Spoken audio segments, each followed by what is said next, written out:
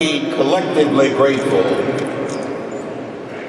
that you would pause and take note of Black History Month in this nation by having a ceremony here in these great chambers. This building was rehabbed, especially having in mind what this building could be to everybody who wanted to use it and for whatever purpose. And no purpose can be higher in terms of what this building is used for than ethnic and historical celebrations similar to this celebration which we're engaged in tonight.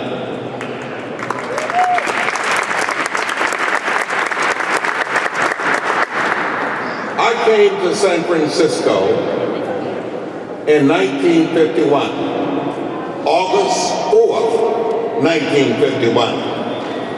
And I came after being kicked out of college at Prairie View A&M in Hempstead, Texas.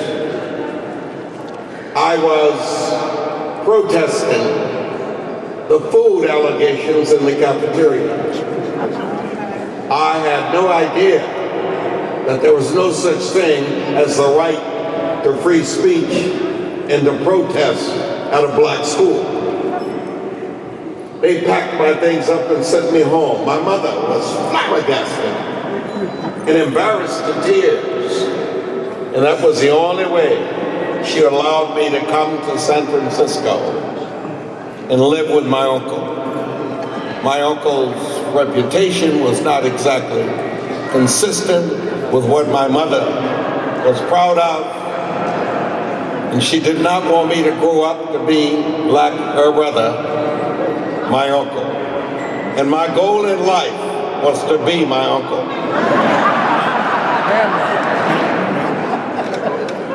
When I arrived here,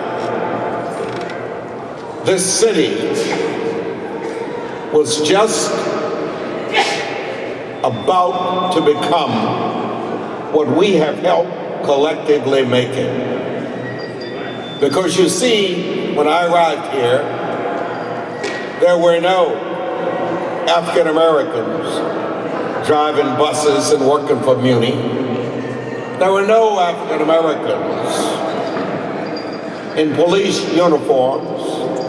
There were no African Americans in fire department uniforms. There were no African Americans wearing and being a part of the sheriff's operation.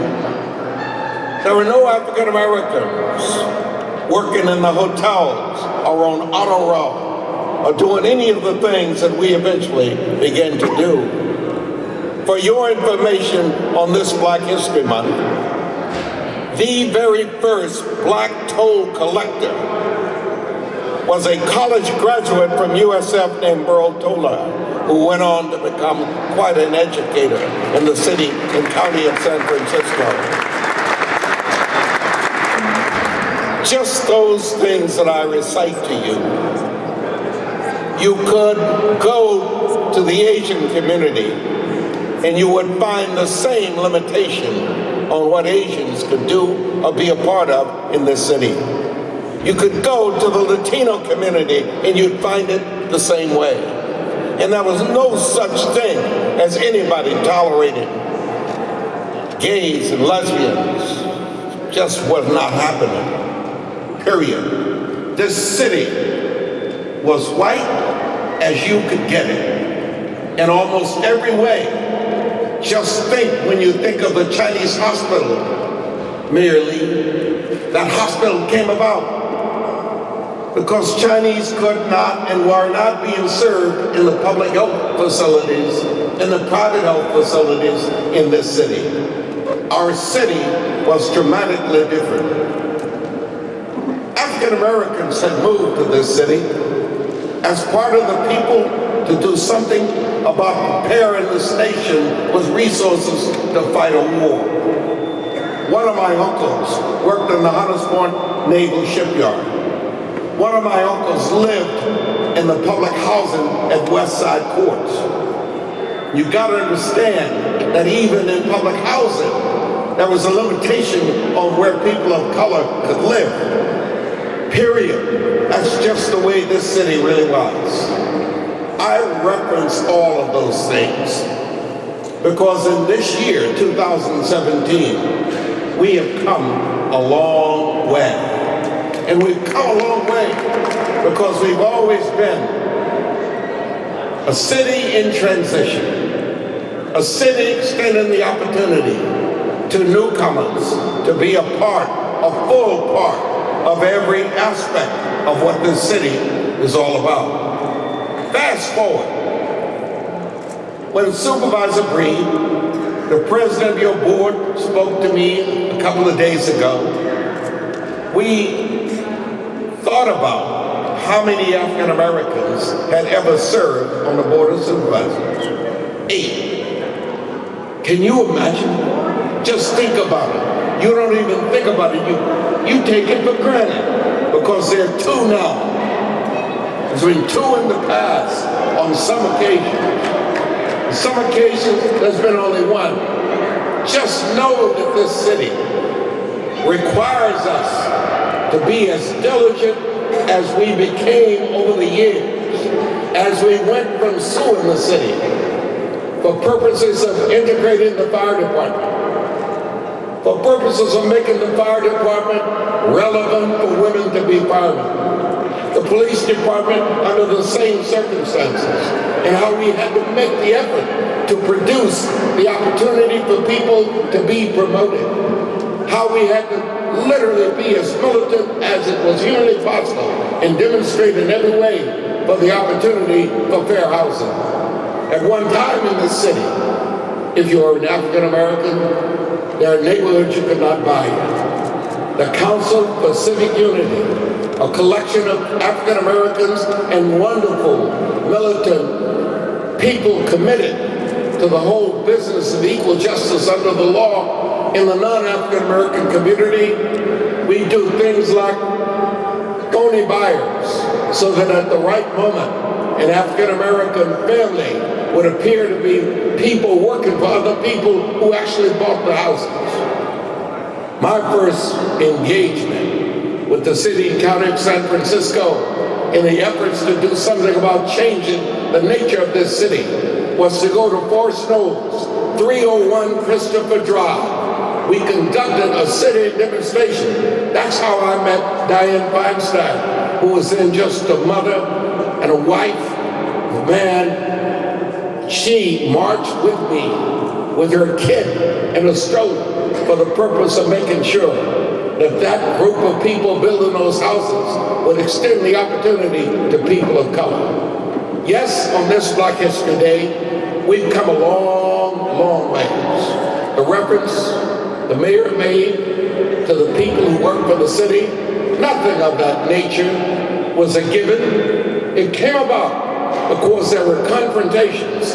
It came about because there were demonstrations. It came about because there were lawsuits.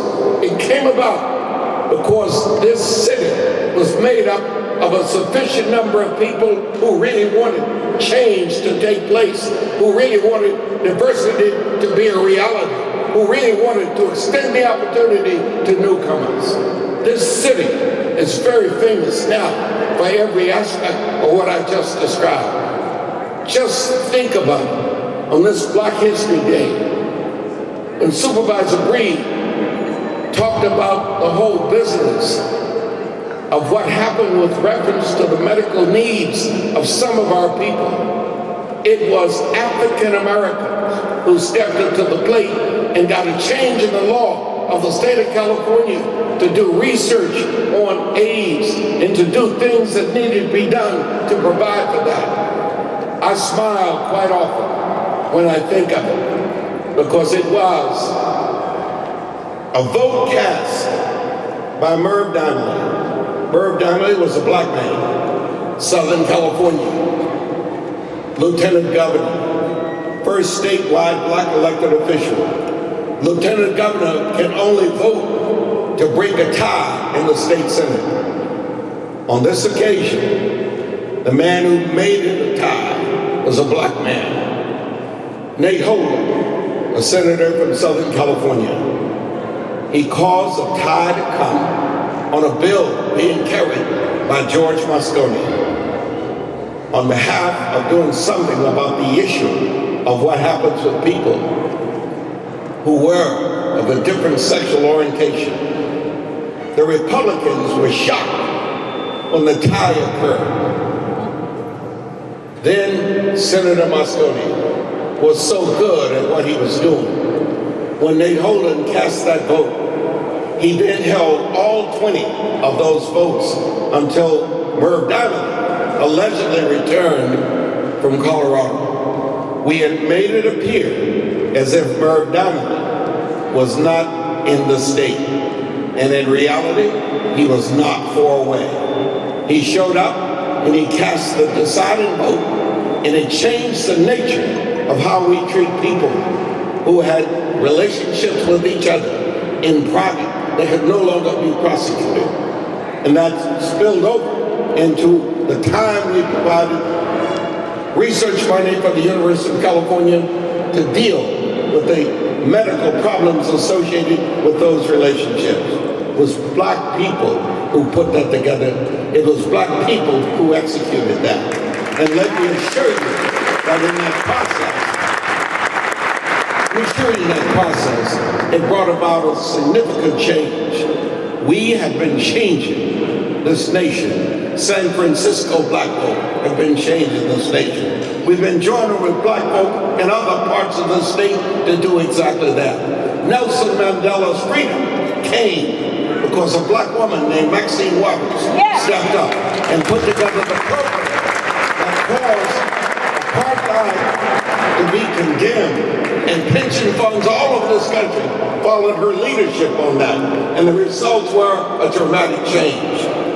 I cite these examples because on this day when we reflect upon yesterday and what we have done and how we've done it, you've got to know that tomorrow is more demanding, because there is no reason in the world why we should still have to do all the things we have to do to in fact be extended equal opportunity, if at all. Believe me, if you wish a real lesson in how this America has unfolded, and it's equally as applicable in San Francisco, see one movie.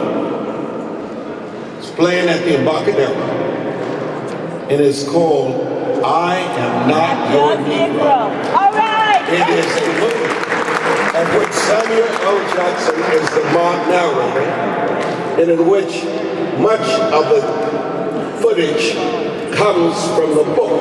It was written by Jimmy Baldwin, and it carries us through the history of this country in part around the names of three people, the three M's: Martin, Malcolm, and Mentor. It takes their lives and it leads up to their assassination, and it talks about all the things that we collectively have done in pursuit of freedom and equality. It talks about the confrontation over the educational opportunities where separate but equal was what I experienced as a kid graduating from Mineola Colored High. Yes, this is Black History Month. Yes, this is a time and place when we celebrate. But in the process of celebrating, memories must be rekindled. Because if we are 10, 15 to 20 years from today, really celebrate, it will be when you can turn the faucet of activities in this nation on, and coming out will be water made up of all of God's children. And we are very much a part of that. Please enjoy your time here tonight. Please enjoy every aspect of this celebration, but just remember, Black Lives Matter.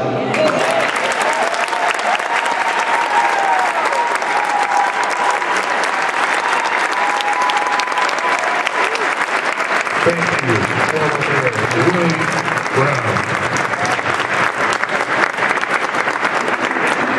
We're going to continue the entertainment portion of our evening.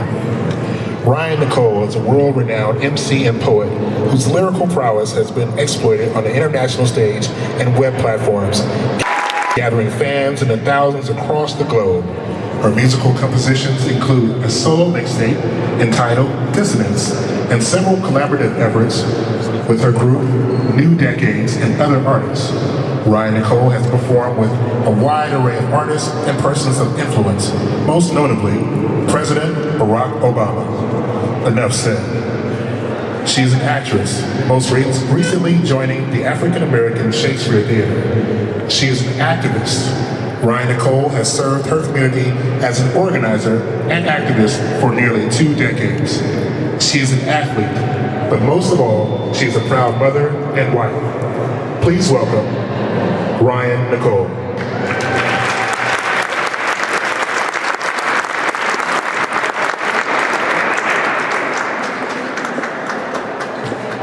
What an honor to be here with you guys this evening. Thank you very much. It's an honor to follow after Mayor Willie Brown. It's a task, one that I'm up for, the challenge. I came tonight to bring you 3 words with the intent to encourage: faith, action, and still. We spent the last 8 years living on a platform of hope and change, and that was aspirational and ideal. Faith and action require movement. They require us to do something a little bit different than just think about what it is that